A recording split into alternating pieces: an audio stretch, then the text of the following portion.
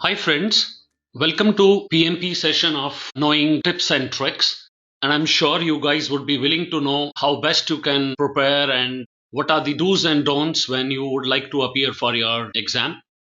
In this session I'm going to be bringing you with few things starting from how to prepare for PMP exam, tips to select the correct answer, tips to prepare for your final day. So these are going to be our key items, and I'm expecting that you guys would have already gone through PMP exam training program, and now we are going to be finding out what are the key tricks and tips for us to prepare very well for the exam. Before I go next, let me share with you quickly. My name is Yogesh Arora. Let us start with the first point what we have, which is tips to prepare better for the exam. When I'm going into this, I'm expecting you guys have already taken a PMP certification course and you want ready reckoner in terms of going ahead with the PMP workshop. So I'm expecting that you guys have a good community. You have friends whom you're talking to and forming a group and discussing many things with them. And that is what I call that as the ideal study ambience around yourself.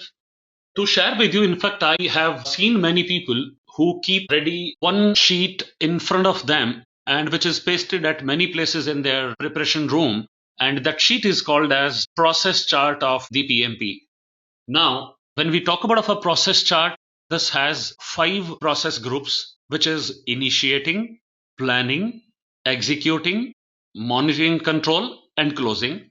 And this has 10 knowledge area starting from integration management, scope management, schedule management, quality management, communication management, risk management, HR management, procurement management, stakeholder management.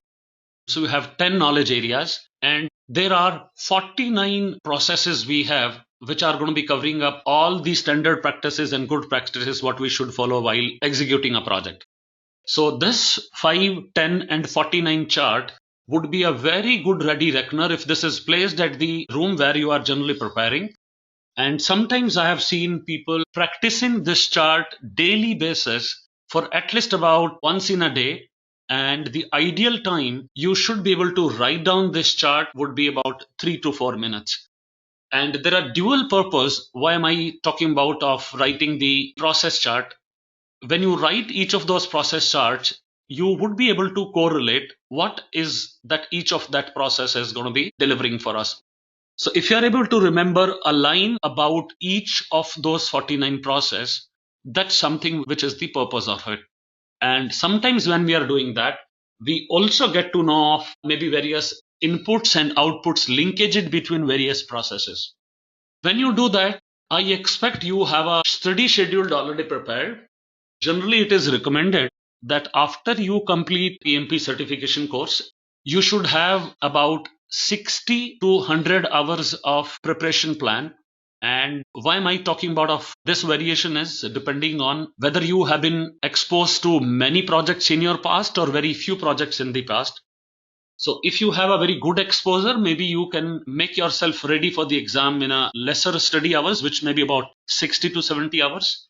And maybe if that's a long time that you had been in the projects, then it's going to be about 100 hours. How's that you can keep that schedule of 60 to 100 hours? I'll give you a small trick here. On an average, I expect that you should be able to spend about 2 hours of your time on an everyday basis.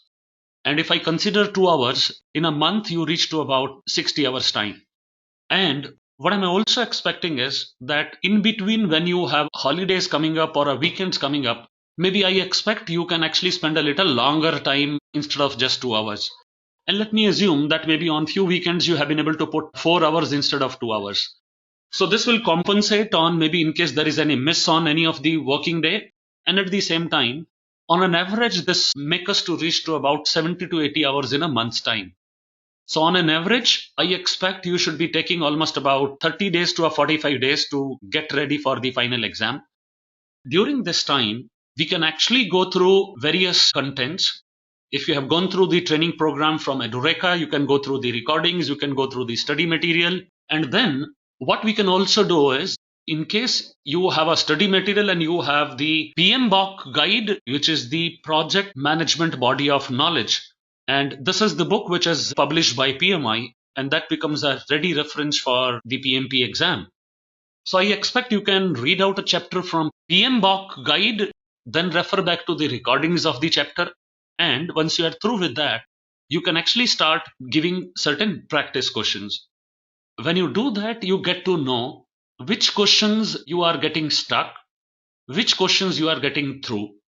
A good schedule would also have a one kind of a folder or maybe about few papers in your hand, wherein you will keep writing on the areas wherein you are taking a longer time to decide, and that becomes our key thing for starting up with areas of improvement. And to be precise, in PMP exam preparation, when we go through the contents, we call that as a lesson learned. And the purpose here is when you go through those contents and the places where your answer is not correct, or maybe you have a little ambiguity, these points will become my points of study once I have completed the first round of each of those chapters. And the moment you have gone through those contents, you may have a chance to maybe give few more questions in your second round of study, and then we'll be making ourselves pretty much clear. In total, we have 13 chapters when we talk about a preparation. So I expect you should be able to complete those 13 chapters maybe in about 18 to 20 days time. And then the second round, when you go ahead with studying the same contents, your speed would have improved because by the time you have done some questions also. And in the second iteration, when you are doing, your focus is more onto the questions which were incorrect. That means more on those concepts wherein you had not been able to choose the right answer quickly. What we have also seen is having a community of the friends who are also preparing for project management professional exam. That really helps, wherein we can ask questions to each other on specific topics and clarify the doubts. Or you have an option to go back to your trainer or a training organization to ensure that you have a good concept understandings and there is a support provided. Even after the program, you have a link to go back and ask for all those questions and look for the correct answers. The main point here is that whenever you start attempting questions, take a note of the answers which are wrong or maybe where you are getting stuck. And this is something which will help us in doing a nice preparation for our PMP exam project. Rather, we consider that you should be taking this as a project itself. And if you take clearing the exam also a project over and above the training, that would be really good. So when we talk about on the overall PMP preparation, like a proper project, we are going to be planning the training, we are going to be planning our study. And of course, as one of the stages in PMP exam preparation says monitoring and control. So when we make our schedule, we would also like to find out how's the schedule going ahead. So it will be good to fine tune the schedule so that whatever we are predicting, we should try delivering the same by every day end. Even if you are predicting to go with maybe about 60% of the chapter on a one day and maybe remaining 40% on the second day, that's absolutely a perfect plan. But forcing you to go through the completion of one particular chapter and you realize you are running out of time, that may not be a good choice. So it's better to take lesser contents but finish those contents as though there are no more area of improvements in those chapters which you are going through. Sometimes maybe when you are going through this material, you should be very particular of few terms which are being given here. Okay, I'm getting a call from Sanjay, and Sanjay says, should we go through the PMBOK guide at a glance or should we go through every line and details? So Sanjay, thanks for asking this question, and my answer to you is when you are going through the PMBOK guide, it is appreciated that you go word by word, line by line. And when we are not skipping a word or a line in PMBOK guide, that means we would have a thorough study of our PMBOK guide. So for the first time when you are studying PMBOK guide, reading word by word and line by line would be a very good strategy. Maybe when you are doing it second time, you may like to go through from a glance perspective. That could be a better strategy for us to go forward. Let us go back and look forward for more tips for us to prepare for exam. Whatever questions you have, you must attempt all the questions. And the reason why we are saying that is, there is no negative marking in the PMP exam, which means that even if you are 80% sure of an answer, do attempt and move forward. So that could be a very good strategy for your preparation. Moving forward, sometimes you have a situation wherein there are more than one answer what you see that as looking okay. However, we know that it's a multiple choice question. There are total of 200 questions. Questions are more on the scenario and situational basis. So be very particular of the options. Be very particular of the equivalent words which you may find. We should try finding out the words which are mentioned in the PMBOK guide. They are part of our 49 processes. So looking for those words could be a better option for us to look for the right answer. So any words which is like a generic word, we should avoid falling in trap of those generic words. There are times you feel like the choices what are given to you are looking alike, and maybe it's becoming difficult for you to find out what could be the right answer. So in those kind of scenarios, there are words like sometimes, often, may. So be very particular of those words. And these words could be an indication to you to look for better answers. We also sometimes prefer to eliminate two wrong answers what you see out of the four choices and then redo this job and figure out which out of those two is actually best suited as an answer to that query. This decision you can refer back by depending on the 49 processes, by depending on the 5 process groups and 10 knowledge areas.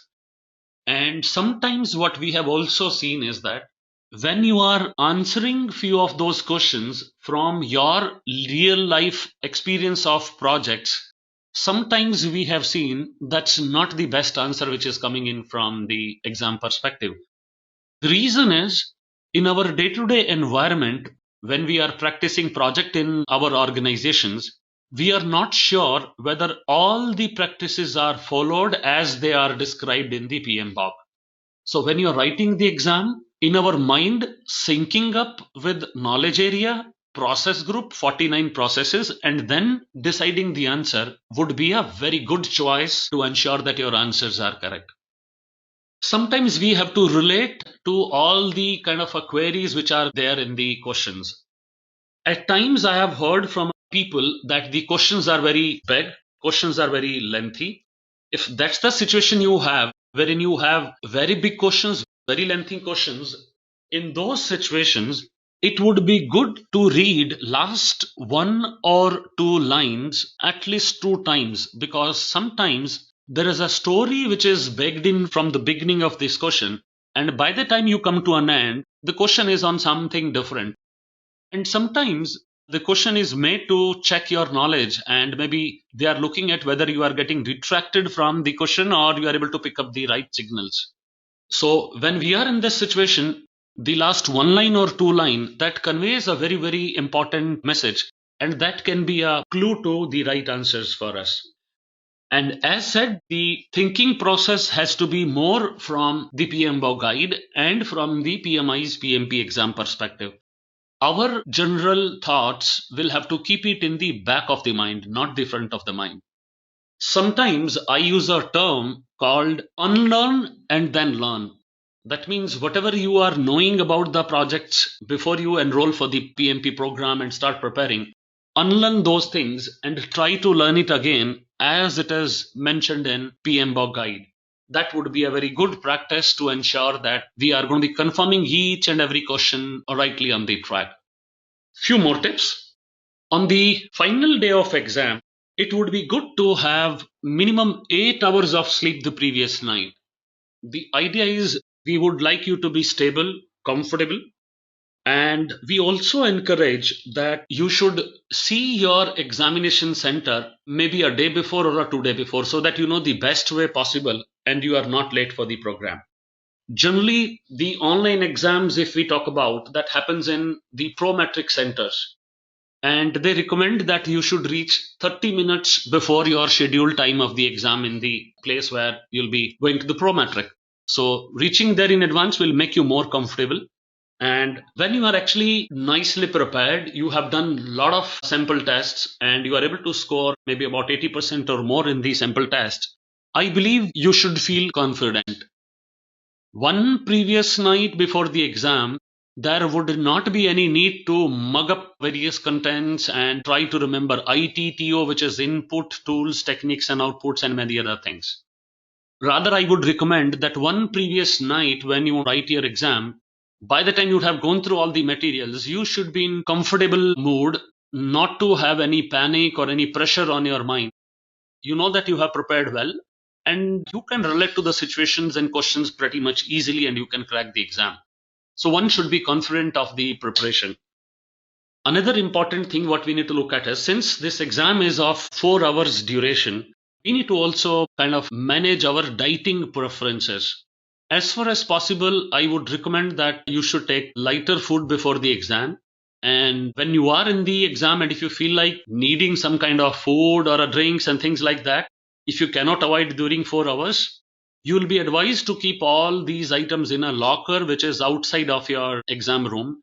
But remember, once the exam starts, and if you need to go out for bio breaks or food during that time, the clock is still going to be continuing and time is going to be costing you. As far as possible, keep the time to the lowest, and it is good to have maybe about 4 to 5 minutes break when you maybe go to the washroom after 2 hours or so and come back, just to refresh yourselves, to ensure you are having all the energies with you and the preparation is going pretty well. So these are a few things what I expect you should be able to look at from the dietary preference. And sometimes I know that few people who are diabetic and they need to eat something after frequent hours. So you can carry your eatables with you, but you will be only allowed to bring those eatables outside of the exam center, eat and then return back. Within the exam center, you may not be allowed to have the eatables there, but you can keep that in a locker. Do not carry many things with you while you are on the final day. The items what you are allowed to carry inside of the exam center would be your 2 government ID cards, plus they would be giving you a locker, so you'll be carrying your locker keys. So do not carry anything else which will become a burden for you on the final day. And do not carry your reference books or anything when you go there. Go comfortably with a paper in hand, which is the schedule of your pro-metric, which you have got it in a writing. Carry that paper with you, carry your ID proofs, and go ahead and maybe write the exam there. And sometimes we also recommend that in case you are able to create the brain dumps, that's a choice what you may have.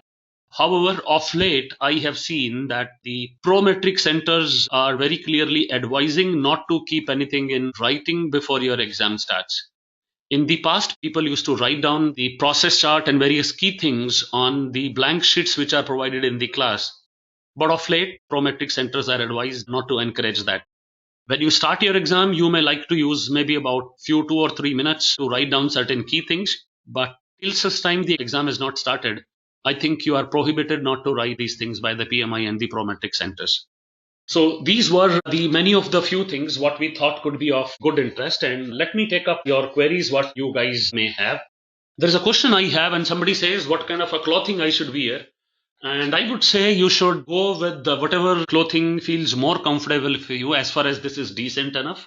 But remember, the examination center would have air conditioners. So if you are actually going with some jackets or pullovers and anything of that sort, that would really help you, so that when you're writing your exam, you should not feel like too cold. So better to have something with you while you are getting in. Next question I have is, do we allowed to carry my pen, pencil, papers and material? And my answer is no. The Prometric Center would provide you the pencil or the pen which is required, and you are not allowed to bring in anything from the outside. Next question I have is from a participant who's Sam, and he says, do I be carrying my calculator here, or will they provide me a calculator for going through certain formulas? Thanks, Sam. And I would answer it like this. The examination software has the provision of the soft calculator which is built in. So nothing to worry. And as I said, you cannot carry any of those things. Generally, most of the calculations what you would be required to do are not so complicated that you really need a calculator. But for your comfort, the soft calculator is already built into the exam software. So that will make your job easier. One tip what I'm supposed to be sharing with you here is, how do I measure that I'm going on the right speed when I'm starting my exam? So we know that the total number of minutes available to me for the exam is 240 minutes, which is about 4 hours. There are 200 questions what you are supposed to be answering it. So in general, what we talk about is that 1 minute a question could be a good benchmark to check your performance. For example, when 1 hour has already passed and you would like to look at how many questions you have done by that time. So I would recommend, if that's the situation wherein 1 hour has already gone, I would expect you should have at least completed 50 questions, if not 60. Going by a minute a question, it should be 60. But if you are actually completing 50 and above, I would see that's a good speed you are going to be working at. And remember, there may be few questions which are lengthy, which may take little longer time. There may be few questions which are going to be very short, which may take a smaller time. So on an average, a minute a question is easily possible. And I have seen people who have been able to go through all the questions one by one very nicely and able to complete all 200 at least about 20 to 30 minutes before. On an average, I have seen around 3 hours 20 minutes or maybe about 3 hours 40 minutes is a general time people are taking. And the remaining 15-20 minutes, that can be a good time for reviewing certain questions. So next question I have is coming in from Rajiv, and he says, do I have an option of reviewing the questions after I have selected the answer? Yes, Rajiv, there is an option in the exam software which says submit for review. That means these questions which you are not 100% sure and you would like to review them after the 200 questions are through, you can do that. And if you have clicked on submit for review, these questions will start coming up after you are through with all the 200 questions. Next question is coming in from Priya, and Priya says, is the exam questions going to be static for me, or they would change based on how am I starting and answering my questions? Thanks, Priya, for asking this question. The 200 questions what every person would be writing in the exam, they won't change irrespective of whether you are choosing answer 1 or answer 2 or answer 3. That means your answering pattern would not adapt to the remaining questions of your exam. So rest assured, the questions would remain the same and they won't change based on the complexities or the way you are answering it. I'm getting a next question now. This question comes in from Rekha, and she says, will we be given some kind of diagrams also in the questions wherein we'll have to work out certain questions on schedule management? And the answer is yes, you'll be given a lot of questions on diagrams as well.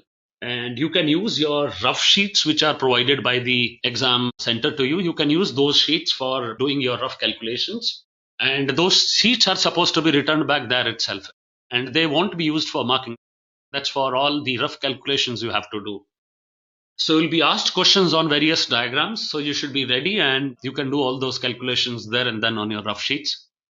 Majority of the questions you will have is going to be on scenario based and a situational based. Remember, the moment you get into the Prometric Center, you will be CCTV controlled. There are going to be many cameras installed in the room, and that's the reason we also call that as a proctored exam.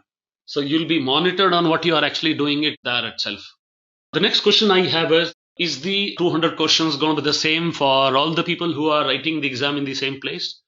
Most likely, my answer is no. The question set for each of those people who are appearing in the exam would be different. And just for your knowledge, the PMI has a pretty big question bank, and they are ensuring the percentage of each of those knowledge area, each of those process group. But their bank is so big that maybe if there are 10, 12 people sitting and writing the exam at the same time, we expect each one of them would have a different sequencing and a different questions altogether. Anyways, you cannot speak to any of your neighbors, and that's not the choice at all. When we are nicely prepared, we should not be even looking for those choices.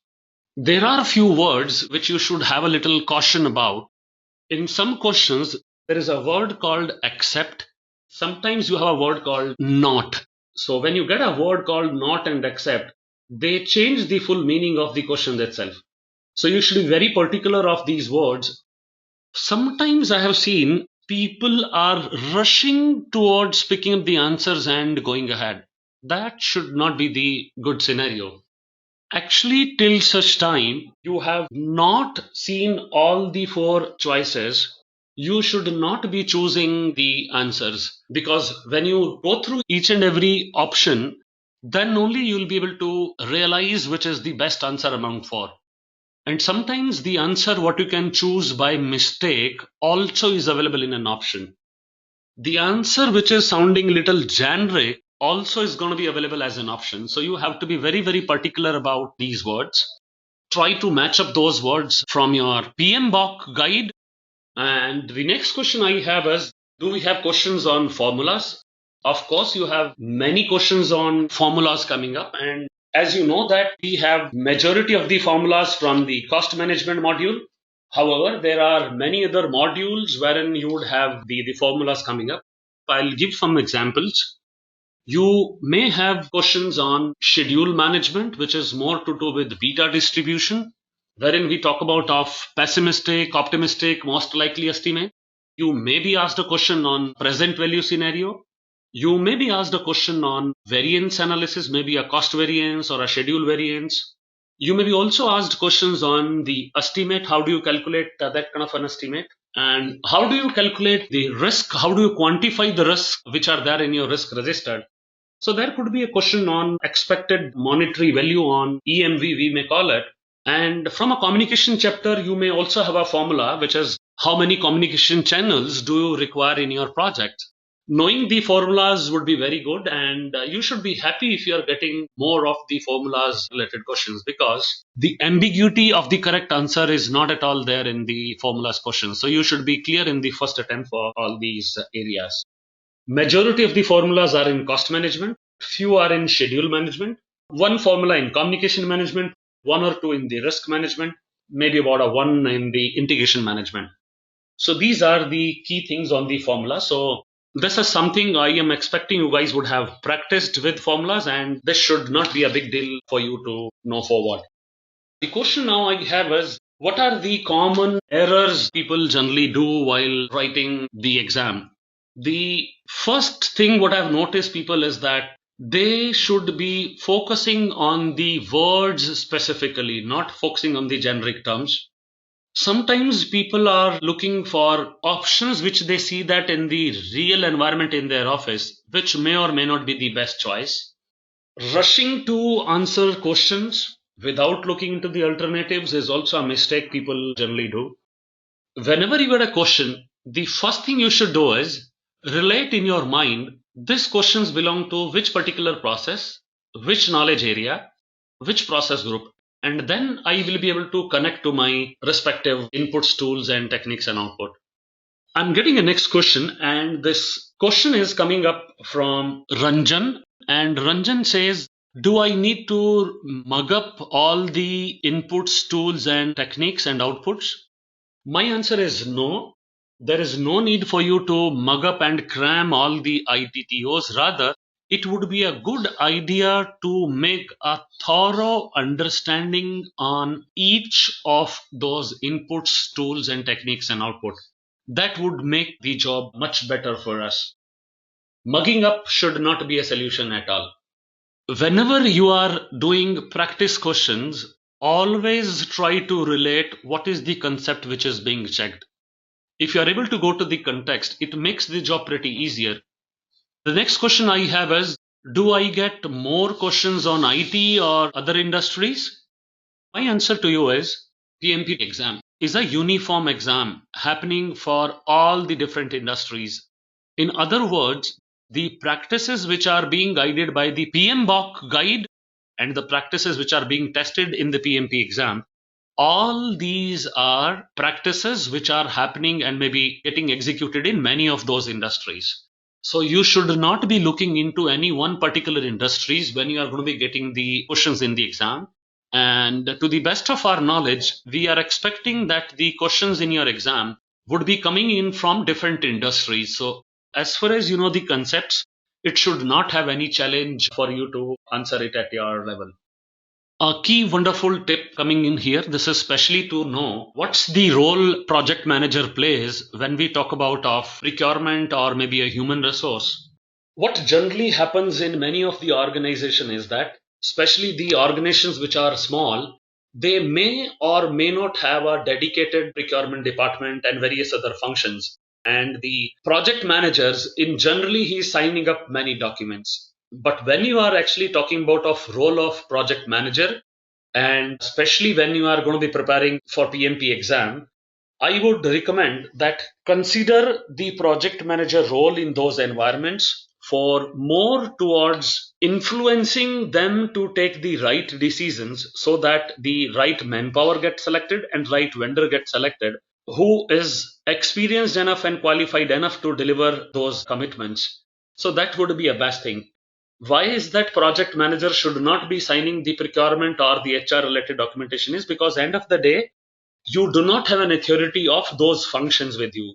You are taking the people from HR or maybe procurement as your stakeholders, and that's how you are executing the project. So make them to take the right decision and let them know what are the areas of improvement or what are the pain points which they should try to address when they are talking about of selecting a person or selecting a procurement vendor. When it is a procurement and other activities are going on, we expect project manager can participate in that process if called by the procurement guy. But the front ending has to be done by the respective functions because they are the one owning up the decisions there. So if you try to summarize all these things, you should be confident, you should have a good sleep, you should have seen this venue before, and I'm sure you have practiced many such things. So that's how we will conclude on all these tips. In case you are looking for PMP exam training program and you have not gone through it before, we at Edureka, we offer PMP exam preparation workshop regularly every month, suiting different time frames for the people. The morning times or the evening times, we have those kind of multiple workshops happening on PMP exam preparation. You can feel free to get in touch with our team or visit our website. We look forward for helping you out to ensure that you become an effective project manager and not just effective. I would rather add that as an certified and effective project manager. Wishing you all the best for your project management learning journey. And if you need any help or assistance, we would be happy to assist you for any of those requirements. Thank you so very much for joining today's sessions with me. This is Yogesh signing off from this session.